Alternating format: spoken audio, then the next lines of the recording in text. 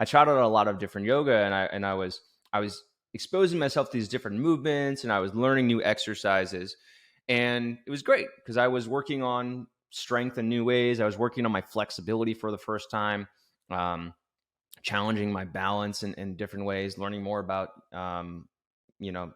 So, anyways, I was doing a lot of different movements, but during those workouts, there wasn't much emphasis on technique. So, I was looking around like everybody else when they go to a yoga class for the most part.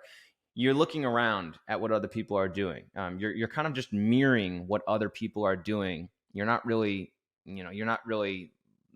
at least in my experience, there's not enough instruction to really understand what you're supposed to be doing in each pose. And that's not the fault of the yoga instructor or the yoga studio, because number one, if you're a yoga instructor in a studio, it's tough to go around. And if you've got like 30 people in the class, it's really tough to go around and make adjustments to everybody. But secondly, yoga, as it is at a studio, mostly is not meant to be just fitness. Yoga is an experience when you're at a yoga studio. So, they're providing an experience. There's the community element there. There's also, the room, the environment creates part of that. So it's not purely a physical fitness thing. So my experience with that left me wanting more focus on the pose technique, because I was doing the poses, but I just didn't know how I was supposed to be doing them. I didn't know where my knee should be. I didn't know where I should be feeling the stretches. I also didn't know how to modify the poses, because I was a pretty muscly 21-year-old when I started doing yoga. Lots of strength work, not a lot of flexibility work. So I wasn't as flexible as the other people in there. Not to mention that, I'm a guy and men are less flexible than women. So, I wasn't getting the focus on technique that I wanted. I also wasn't learning what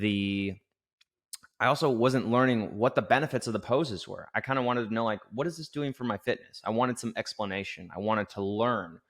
And there was also, as you're doing these stretches, as you're doing the poses, there's also the introduction of some spirituality or some kind of spiritual guidance as you're doing it.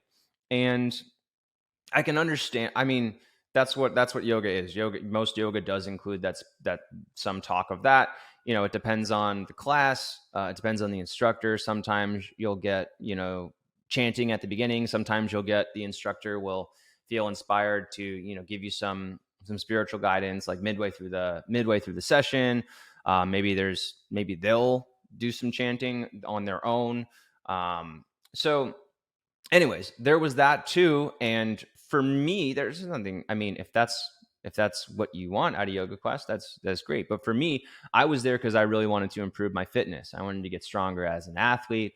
I wanted to work on my flexibility, work on my strength in new ways, so that I was improving my performance and also minimizing my risk of injury.